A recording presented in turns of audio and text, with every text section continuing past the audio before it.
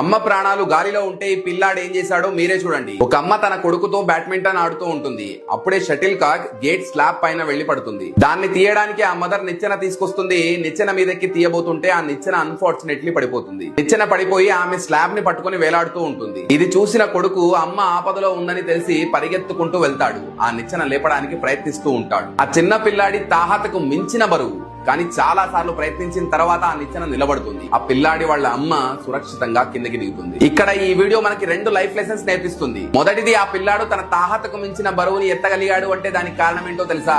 మన చుట్టూ నువ్వు ఆ పని చేయలేవు అని డిమోటివేట్ చేసే వాళ్ళు ఉన్నట్టు ఆ పిల్లాడి చుట్టూ ఎవ్వరూ లేరు కాబట్టి. రెండవది, మనం ఏదైనా లక్ష్యం రీచ్ అవ్వాలంటే ఒక బలమైన కారణం ఉండాలి. ఆ కారణం ఆ పిల్లాడికి వాళ్ళ అమ్మ ప్రాణాల్ని కాపాడుకోవడం.